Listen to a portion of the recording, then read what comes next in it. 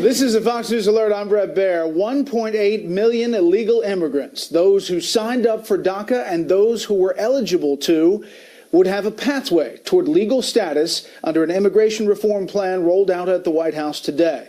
That plus $30 billion for a border wall and increased technology for border security are the biggest headlines in the first look at this plan.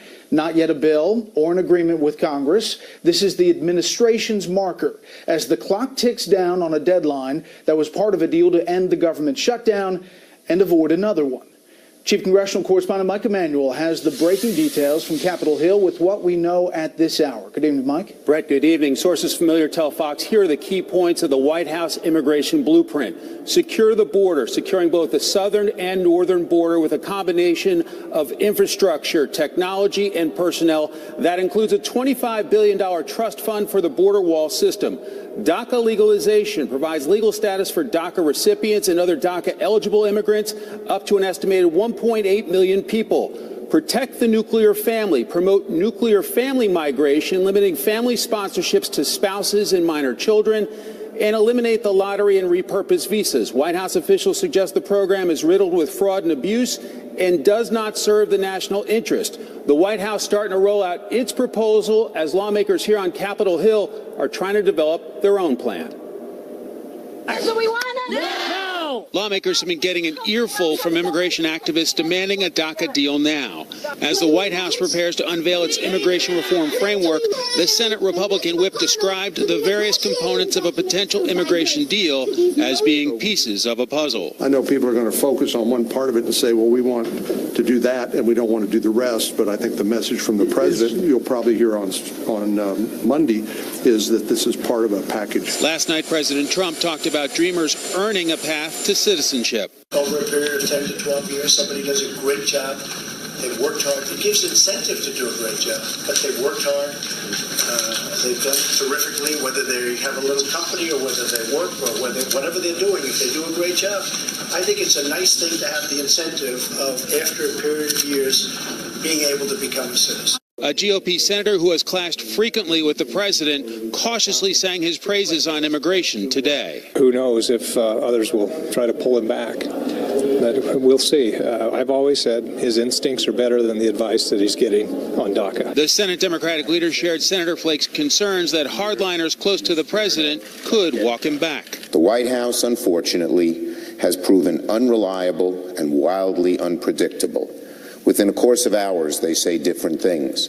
Every time the president moves forward on one thing, his staff pulls him back and undoes what he said. And Schumer is painting a scary picture if lawmakers miss their deadline. This administration will start separating families, taking kids out of school, service members out of our military, workers out of our companies.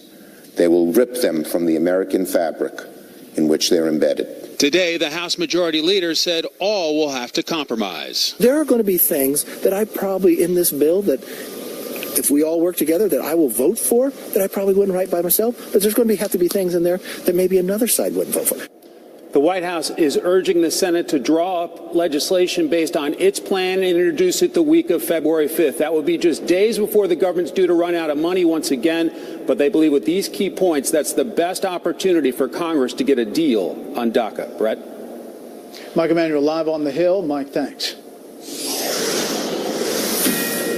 This is another Fox News alert. We're getting late word tonight on reaction to text messages thought lost, but just found at the center of bias allegations against two former members of the Mueller special counsel team. Questions surrounding the FBI. Chief Intelligence Correspondent Catherine Herridge is here tonight with how all this came together. Good evening, Catherine. Thank you, Bret. Writing to FBI Director Christopher Wray, the Republican chairman of the Senate Judiciary Committee, Chuck Grassley, says texts from October 2016 suggest then FBI Director James Comey's chief of staff, Jim Rybicki, believed Deputy Director Andrew McCabe should recuse himself from the Clinton email case. McCabe's wife got more than $700,000 from Democrats, including longtime Clinton ally Terry McAuliffe, for a state Senate race. FBI lawyer Lisa Page writes, Rybicki just called to check in. He very much 100% believes that Andy should be recused because of the perception. Agent Peter Strzok replies, God, Later, Strzok writes, I assume McAuliffe picked up, but that doesn't make sense. He said he was interviewing. Maybe he's headed into private practice. McCabe did not recuse himself until 1 week before the presidential election. The new concerns about the Bureau's impartiality come on the same day new texts are confirmed. Writing to the senior senators with oversight, the Justice Department Inspector General Michael E. Horowitz, who first discovered the anti-Trump texts between demoted FBI agent Peter Strzok and reassigned FBI lawyer Lisa Page, said a forensic review recovered records between December 2016 and May. The letter did not fully explain why senators were told in August the Inspector General had everything, only to learn last week that thousands of records were missing. Before traveling to Switzerland, during an impromptu discussion with reporters, the president chastised some media for avoiding the story. I do worry when I look at all of the things that you people don't report about with what's happening. If you take a look at, the 5 months worth of missing texts, that's a lot of missing texts. As the texts were apparently found, the political rhetoric over the 4-page memo documenting alleged government surveillance abuse took a new turn. With the House Intelligence Committee's Republican chairman, whose staff drafted the memo, traveling overseas, the ranking Democrat drafted his own version and took a swipe at the media who are covering the allegations. They didn't care what was in the underlying documents. They wanted to make a political statement. They wanted to feed the beast on Fox News. They wanted to do what they could to derail the Mueller investigation. A former FBI agent elected to the House as a Republican said the Democrats' national security concerns are overblown. I've read the memo along with several of my colleagues. In my estimation, having had exposure and experience with both FISA and Title III wiretaps, that there are no law enforcement sensitive sources or methods that would be compromised here. In a letter, the Justice Department expressed its own reservations, calling any release of the memo unprecedented and reckless. The FBI and Justice Department want a review before it goes public. Let us see it first. At this point, nobody in the Senate or the White House or the Department of Justice or FBI has seen this document. Though the senators can't read the document, the minority leader weighed in. Today it's this memo. On and on and on. Conspiracy theories with virtually no fact. Some Republicans were pressed on the wisdom of releasing the memo. When the public begins to question the integrity of the department and the FBI and conclude in the absence of other information that somehow politics has taken over rather than the law, that's a very serious matter, and we need to get that cleared up through one means or another. The House Intelligence Committee would not comment on reports. The memo identifies McCabe, Deputy Attorney General Rod Rosenstein, and Comey Bret. Catherine, on Tuesday, Republican Senator Ron Johnson made a comment on this show that raised a lot of eyebrows to me and then the reaction to it. And today, somewhat sounded like he changed his tune. We have an informant that's talking about a group that were holding secret meetings off-site. There's so much smoke here. There's so much suspicion. Let's stop there. A secret society, secret meetings off-site of the Justice Department. Correct. And you have an informant saying that. Yes. This text message seems to be a comment about secret society was in jest. Do you agree that it appears to be it was in jest? It's a real possibility. Saying it's a possibility. Catherine, what are you hearing about the dust-up over those two words, secret society? Well, we've confirmed the text message was sent one day after the election, and Page writes to Strzok, quote, "Are you even going to give out your calendar? Seems kind of depressing. Maybe it should just be the first meeting of the secret society." Fox News is told this is the only reference in the 384 pages of FBI text provided to Congress last week. But for some context, 3 weeks later in December 2016, the 5-month gap of missing texts begins, and no one on the Hill knows what they show and whether they back up Senator Johnson's whistleblower, who claims senior FBI officials held these off-site meetings. So we'll see when those newly recovered text messages are provided to Congress. Bret. Okay. A story that changes every day. You Catherine, bet. thank you. You're welcome. President Trump is in Davos, Switzerland at this hour, presumably resting after his busy first day at the World Economic Forum. The man behind the art of the deal tried to reassure nervous world leaders that his America First policy does not mean America alone, and that U.S. economic growth is good for business everywhere. Back here at home, the president's lawyer is trying to temper expectations about what the president is and is not willing to do with special counsel Robert Mueller's Russia investigation. Chief White House correspondent John Roberts is traveling with the president. Hello, John. Bret, good evening to you from Davos, Switzerland, where President Trump came to sell the United States as a great place to do business. But it was foreign policy, not economic policy, that took center stage today as the president met with Israel's prime minister.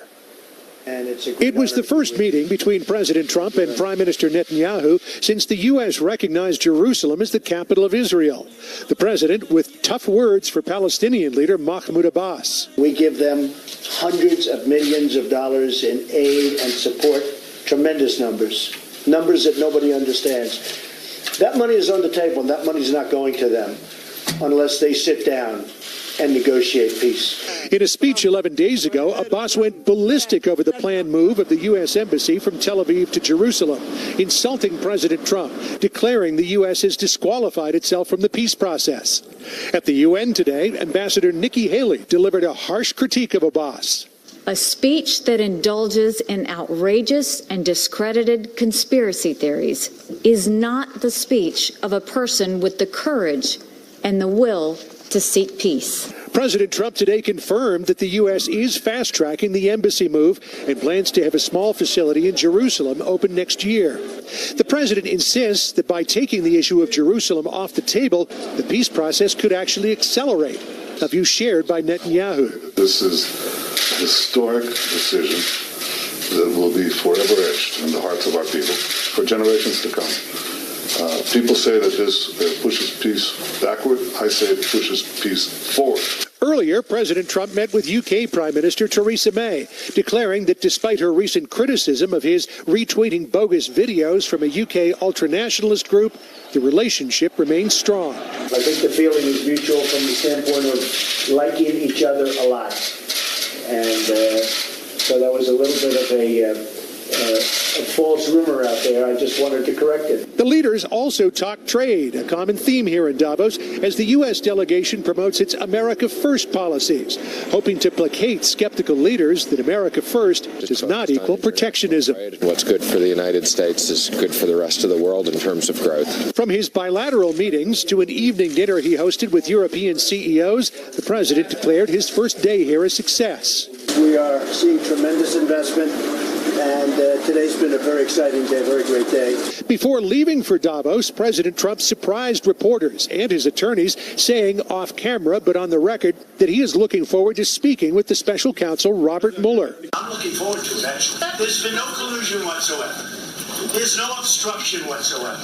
And I'm looking forward to it. You know, again, I have to say, it's subject to my lawyers and all of that, but I would love to do it. The president's Russia point person at the White House, attorney Ty Cobb, said the president spoke, quote, hurriedly as he was on his way out of the White House, but added talks are still underway for a possible interview. But sources familiar with the investigation tell Fox News there is great concern among the president's outside attorneys about him speaking with Mueller. In fact, the president's lead outside counsel, John Dowd, told Fox News tonight that he will be the one to make the decision whether or not President Trump sits for an interview with Robert Mueller. And Dowd says, as of now, he has not made that decision. Bret? John Roberts in Davos early Friday morning. John, thanks. Facebook says it has found what it calls, quote, insignificant overlap between ad targeting of the Donald Trump presidential campaign and ads tied to Russia-linked accounts. This was part of the written answers submitted by Facebook, Twitter, and Google to questions for the record during the November 1st open Senate Intelligence Committee hearing on Russia disinformation efforts. We are learning tonight just how much Iran has been testing its ballistic missiles since signing the nuclear deal with the U.S. and its allies in 2015. Correspondent Rich Edson has a Fox News exclusive tonight from the State Department. Secretary of State Rex Tillerson is traveling Europe, convincing allies to join the Trump administration's more aggressive stance against Iran. And now a new report from the Foundation for Defensive Democracies and obtained by Fox says it bolsters the administration's case as it, for the first time, details Iran's missile activities since the signing of the 2015 Iran nuclear agreement. The report says, quote, Iran has launched as many as 23 ballistic missiles. The Islamic Republic has invested considerable time, energy, resources, and prestige prestige into its ballistic missile program. The group focuses on international policy research and opposes the Iran deal. Iran is looking to signal its defiance to the international community in multiple ways, and ballistic missile flight testing is just one of them. The group says there are substantial challenges to tallying Iran's launches. There is no unclassified accounting from the U.S. government, and Iran often tries to mislead the West on the details of its program. The report says since 2016, Iran has launched as many as 16 missiles considered to be nuclear capable. President Trump cites those weapons, Iran's financing and support of militants throughout the region, and expiration dates of the Iran nuclear deal to justify his recent threat to withdraw the U.S. from the agreement. And he has support from another longtime critic of the deal. You said that if it's fatal flaws are not fixed, you should walk away from it. And I want you to know that if you decide to do that, then we will back you all the way. Though the president says he'll keep the U.S. in the deal if, by May, European countries agree to changes in Iran policy. And I'd say there was a pretty wide measure of agreement on the European side about the need to look at what Iran is doing on the ballistic missile front and to work out what we can do collectively. European countries maintain the Iran deal is working. They want to leave it alone, though they are engaging on possible actions to counter Iran's ballistic missile program. Whether that's enough to keep President Trump in the Iran nuclear deal is unclear. Bret. Rich Edson, live at the State Department. Rich, thanks. The Dow hit another all-time high this morning on the way to another record close, gaining 141 today. The S&P 500 was up 2 for a new record close, the 13th in 2018. The Nasdaq lost 4. New home sales, though, fell 9.3% in December. Experts blame the winter weather and predict a rebound in the early months of this year. Mortgage rates are up for the third week in a row, a sign of expectations for faster economic growth. The interest on a 30-year fixed-rate mortgage stands at 4.15%. Republican lawmakers in Pennsylvania are asking the U.S. Supreme Court to block an order by the state Supreme Court of Pennsylvania ordering the redrawing of congressional district boundaries. The Pennsylvania court ruled they were politically influenced. GOP lawmakers say the state court illegally usurped its authority. The hunt is on right now for 2 suspects in the fatal shooting of a Colorado sheriff's deputy. Breaking news, national correspondent William Lajeunesse is monitoring the situation from our West Coast newsroom. The dragnet around Denver continues tonight as police charge one man and search for 2 others in the shooting death of 32-year-old deputy Heath Gum. Walking, that's when I heard the gunshot. That's when I seen police activity and just craziness ensued. 7 p.m. Wednesday night, police respond to an assault in progress. 3 men flee. Police give chase and find one hiding behind a house. When deputies caught up to the male pulled out a handgun and started to shoot at our deputies, striking one of the deputies in the chest. Deputy Gum, a 5-year veteran of the Adams County Sheriff's Department, died at the scene. It is a great, incredible sadness that we report that our deputy was transported and pronounced dead at the hospital. This video shows police taking the suspected killer into custody. 2 others, described as black or Hispanic males, remain at large. We are still currently looking for 2 additional suspects that were involved with this incident. A procession of law enforcement led the hearse carrying Deputy Gum's remains to the coroner. Residents joined officers who braved the cold to pay their respects. Officers don't get a lot of respect. They don't also get a lot of honor of what they do for us in protecting us to be safe. Less than a month ago in neighboring Douglas County, Deputy Zach Parrish was shot and killed as he tried to talk a mentally ill man out of a house. Gum becomes the 7th officer killed in the line of duty this year, 4 by gunshot. Flags are now flying at half-staff throughout the state. Deputy Gum leaves behind a wife and family. The man arrested in his murder is expected in court tomorrow. Bret? William, thank you. Up next, still trying to turn the lights back on in Puerto Rico after 2 major hurricanes. First, here's what some of our Fox affiliates around the country are covering tonight. Fox 32 in Chicago, as an Illinois lawmaker proposes a state ban on tackle football for children younger than 12 years old. The law would be named after Dave Duerson, a defensive back on the Chicago Bears' 1985 championship team, who was found to suffer from the brain disorder CTE after killing himself. The sponsor of the bill says science shows the dangers of playing football before turning 12 are not worth the risk. Fox 2 in Detroit as Michigan State University's president resigns amid an outcry over the handling of allegations against former school and USA gymnastics doctor Larry Nassar. Luana Simon's announcement came hours after Nassar was sentenced to up to 175 years in prison for molesting young girls and women. Victims say the school ignored complaints about him. And this is a live look at Orlando from our affiliate Fox 35. One of the big stories there tonight, remembering the 7 astronauts who died in the explosion of the Space Shuttle Columbia. It happened 15 years ago next week in the skies above Texas, just before a scheduled touchdown in Florida. That's tonight's live look outside the Beltway from Special Report. We'll be right back.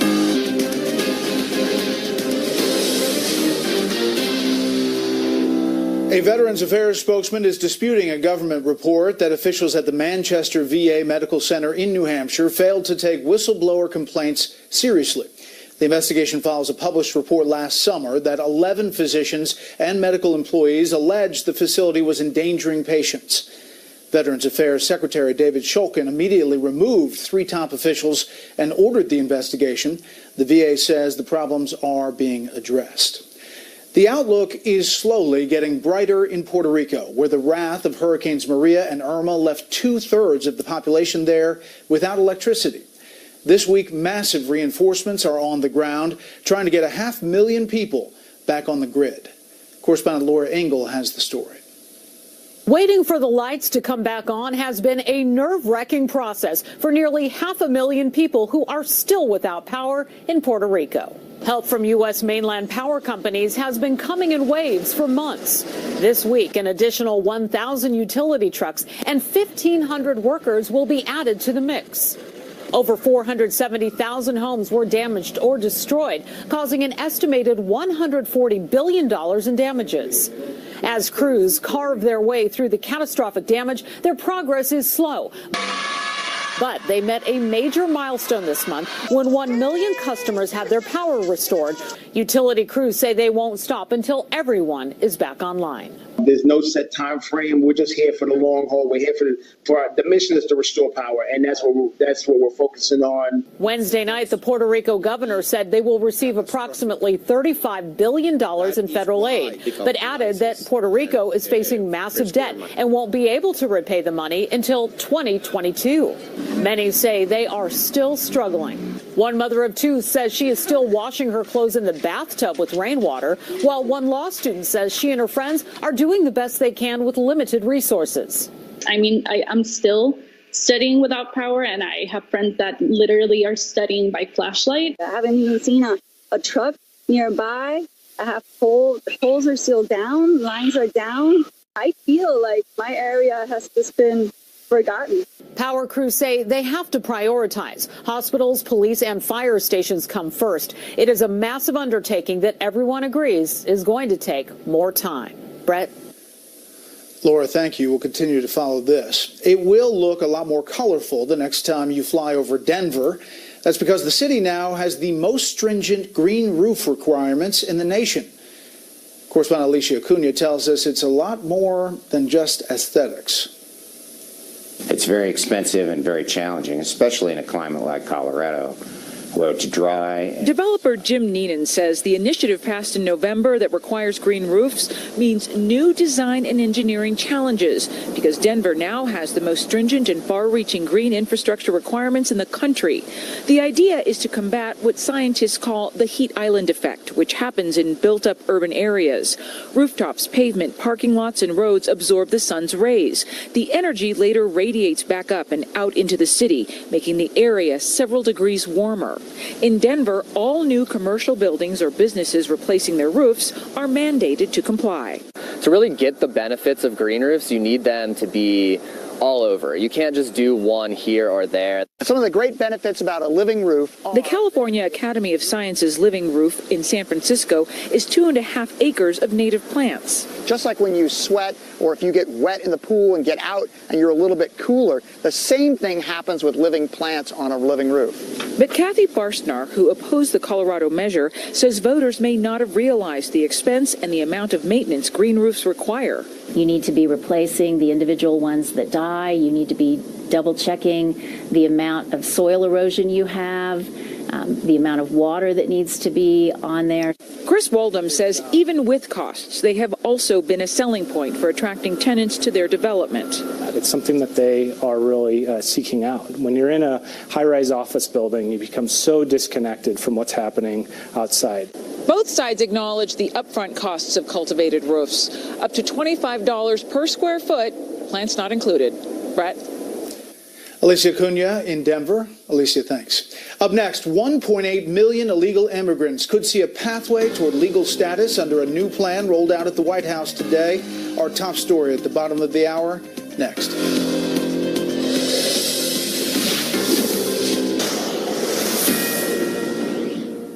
A Fox News Alert recapping our top story at the bottom of the hour. We now have details about President Trump's new immigration reform proposal. It details plans for border security, $30 billion for a border wall, and increased technology there. DACA legalization, 1.8 million illegal immigrants given a pathway to legalization, protecting only the nuclear family when it comes to chain migration, and eliminating the lottery and repurposing visas. The president's insistence on a wall is clear. Tonight there's more vocal opposition, however, from environmentalists. Correspondent Casey Stiegel is in McAllen, Texas, looks at both sides of the story. Tucked away in South Texas. We're as far south as Miami here. A place unlike any other. This has the largest diversity of plants and animals of any refuge in all of North America. Santa Ana National Wildlife Refuge spans more than 2,000 acres along the Texas-Mexico border. Segments of President Trump's wall are supposed to be built here. The refuge that was created in 1943 to preserve and sustain wildlife will become a death trap. Chapman says the wall will essentially put all wildlife on an island, limiting their food supplies and trapping them in a flood zone. He contends the barrier would prevent animals from reaching higher ground when waters rise, so anything that could not fly out would drown. To lose something like this is, unthinkable. Just next door. If the Border Patrol says that they have to have the wall, we will live with the wall. Frank Schuster's massive farm ends where the international border begins. Security is his top concern, with people and drugs being smuggled through his property almost daily. My granddaughters play in the backyard back here, a couple of 100 yards away from where the wall will be. They will be more secure. Still, Frank remains torn. The environmental impacts worry him, and his own family will have to sacrifice something deeply personal. So right where you're standing, Donald Trump's proposed wall would be built. Right here. Yep. The Schusters could lose more than 1,000 acres of their prosperous farmland. It's the most productive ground we have. Yet, holding back tears, Frank says he'd do it if it meant every American would feel just a bit safer. Legal challenges are already starting to stack up in court. Various environmental groups, not just in Texas, pulling out all the stops to either try and halt construction altogether or at least buy more time to come up with a new plan. Bret? Casey Stiegel along the border. Casey, thanks. To the Pacific Northwest now, and more defiance from Washington state over illegal immigration. The governor is ordering state officials to stop giving out information about people in the country illegally. Correspondent Dan Springer reports from Seattle. Getting a driver's license in the state of Washington does not require U.S. citizenship, but the state did record where applicants were born. When Democratic Governor Jay Inslee learned the Department of Licensing was sharing that information with Immigration and Customs Enforcement, he put up his own wall to block that cooperation. We believe the people we have helped educate, who've been here for decades, deserve to have the protection we've already given them. And it's most unfortunate that the president and his ICE is essentially threatening them with deportation. The DMV was treating ICE exactly like every other law enforcement agency, providing collected information only when given a name and specific crime being investigated. Now, ICE alone has a much higher bar. We have stopped releasing information relative to immigration violations, and from here forward, we are going to require a court order to do such. Inslee has also hired a special assistant to make sure no state agency gives ICE anything not required by law. Some Republican lawmakers are angry. This is like trying to make this a sanctuary state. If we're not going to allow federal agencies to go after those that are committing crimes in our cities, in our communities, and our state, that's what it amounts to. ICE's acting director Thomas Holman said policies like Inslee's might violate federal laws against harboring illegal aliens. Illegal immigration hardliners agree. He is picking and choosing which law enforcement agencies he's going to give information to. He doesn't get to do that. An ICE official tells Fox News these licensing inquiries are never a blanket fishing expedition, but targeted criminal investigations of those deemed to be a national security risk or public safety threat. Now the job just got harder. Bret? Dan, thank you. Our first look at the president's plan on immigration and the immediate reaction to that. We'll get the panel's. On the issue of immigration, the bipartisan group of moderate senators should continue trying to find a consensus. The White House, unfortunately, has proven unreliable and wildly unpredictable. Every time the president moves forward on one thing, his staff pulls him back and undoes what he said. Over a period of 10 to 12 years, somebody does a great job. They've worked hard. It gives incentive to do a great job, but they've worked hard. They've done terrifically, whether they have a little company or whether they work or whatever they're doing. If they do a great job, I think it's a nice thing to have the incentive of, after a period of years, being able to become a citizen.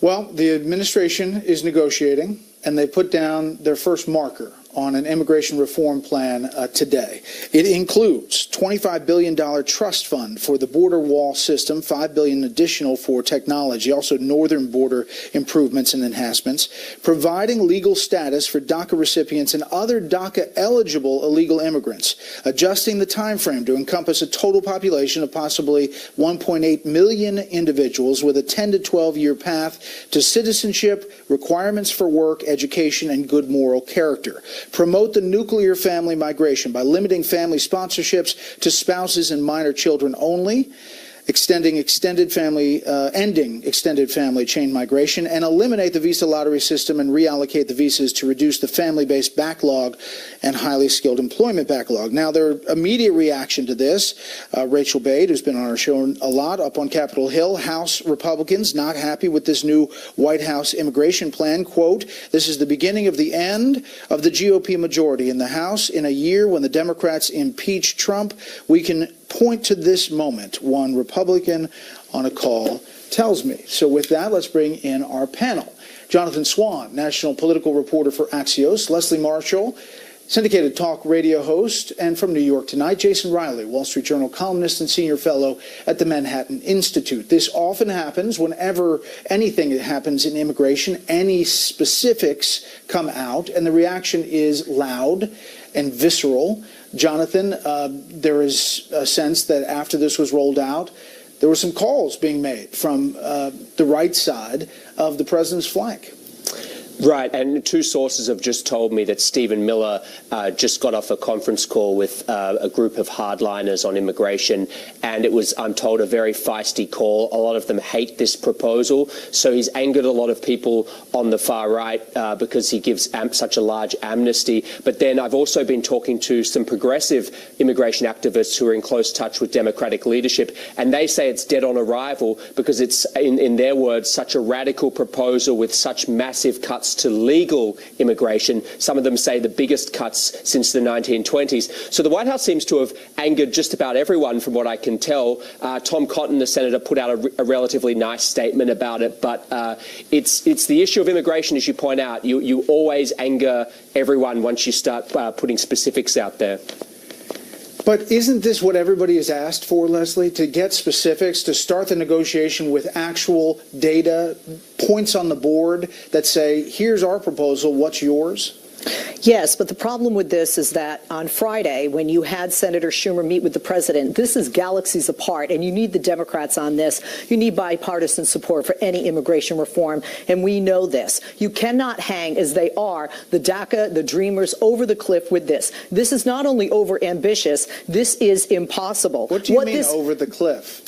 Well, basically, you're expanding the DACA population to 1.8 million in this proposal. You have a 10 to 12-year program, 10 to 12 years, Bret, that is far too long. One, you were cutting 5 out of 7 programs that are in place now for immigrants. You are putting people that are looking right now as immigrants or who are fleeing persecution as refugees. You're not addressing those issues, and you're not addressing terrorism with anything with regard to a wall, the southern border, or the northern border, because you're not addressing radicalized Islam and ISIS and the internet. Wait a second. Now, the White House said this is phase 1. There are many other elements of immigration. This is their first marker out there, and they are doing something that conservatives, Jason, as just noted, will have a hard time with. Yes. There's something, as someone said earlier, something in here for everyone to hate. Actually, Bret, we've seen a lot of these in previous proposals. A lot of this was in the 2013 Gang of 8 bill that passed the Senate but failed in the House. Passed the Senate with bipartisan support, including support from Senator Schumer of New York. And in that bill, you had a multi-year path to citizenship. You had funding for more border security. You had an elimination of the diversity visa and so forth. But I think we are getting at what the real problem is here, which is that we don't know what the administration is going to do about overall levels of immigration. Right now, we take about 1 million a year. Around 70% of that is chain migration. I think there are a lot of Democrats out there that said, okay, you want to change the balance, less chain migration, use some of those to give to people with skills, people with education, but you do have hardliners like Stephen Miller, like Tom Cotton, who want an overall reduction in legal immigration, and that is really where the divide is, as I'm being told right now. Yeah, Leslie, I didn't mean to cut you off. The bottom line here is that it doesn't seem likely, just by this reaction, that this is going to get all wrapped up by February 8th. It's not, and that's what I mean by, putting them over a cliff. Look, this is not a one piece of legislation fix. I mean, we all know this, left or right, and I think we need to address the Dreamers and not say, hey, address the Dreamers in exchange for whether it's a Democrat or Republican doing that. We are even seeing in the language here, Bret, that the president is willing to concede there isn't going to be a wall for the entire southern border of our nation. We are seeing that in the language of what has been put forth out of the White House today. And I think he said something similar. Jonathan? Well, internally, the calculus was, at the very least, that they need something that they can credibly call a wall. If they don't get that, Trump knows that it's intolerable for his base. The question about legal immigration, to me, is what's going to be the biggest sticking point on the left. But also, one thing we haven't mentioned yet is the language around interior enforcement, the increase in ICE agents. That's something that's unacceptable to a lot of progressives. So it's going to be very hard for them to hash out a deal. I think the space where the deal is possible is if Democrats give Trump enough money so he can build something that he can credibly call a wall, and that there is some give and take on chain migration, then a deal, I think, is possible. Also, Bret, I think the Pam, real stand deal... by if you would. Okay. Go ahead, Jason. All right, go ahead. I was just going to say, I think the real question here, we don't know the answer to, is whether Democrats really want a deal or whether they want this issue for the midterm elections. Dick Durbin reveals what the president said in a private meeting to blow up any discussions. Chuck Schumer's kind of come out and said a wall is off the table, knowing that that will end discussions. Do the Democrats really want a deal, or do they just want this issue to bash Republicans with come November? That's a great question. Next up, allegations of government surveillance abuses and secret society.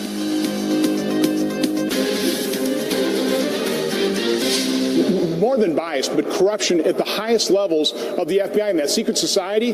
We have an informant that's talking about a group that were holding secret meetings off-site. There's so much smoke here. There's so much suspicion. Let's stop there. A secret society, secret meetings off-site of the Justice Department. Correct. And you have an informant saying that. Yes. This text message seems to be a comment about secret society was in jest. Do you agree that it appears to be it was in jest? It's a real possibility. It looked crazy. It looked delusional. It looked paranoid. And then Senator Johnson today said that he was connecting the dots. Yes, it could be a joke in the text. Those off-site meetings could be completely harmless, telling NPR that. We're back with the panel.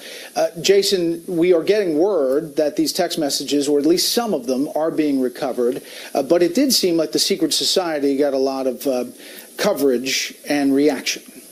Yeah, I think in this case, the Senator Johnson was jumping the gun here. In the context, it doesn't seem that this was a serious effort of secrecy. I mean, you're text messaging on a government-issued phone. That doesn't make a lot of sense.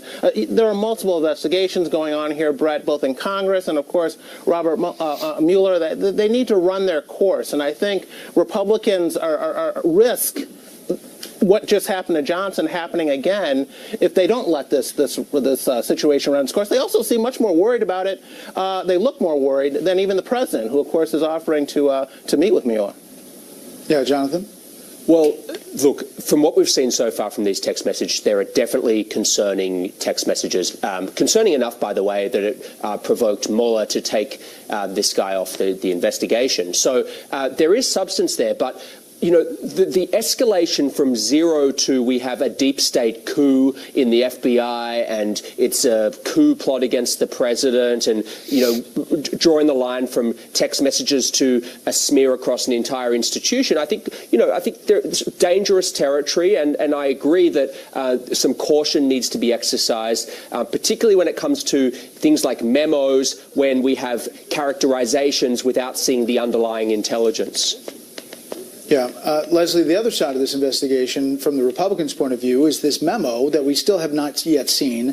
But it seems like, from the House Intelligence Committee, that it may be coming out soon. There is also now a Democratic version of that same classified memo looking at thousands of pages of classified material.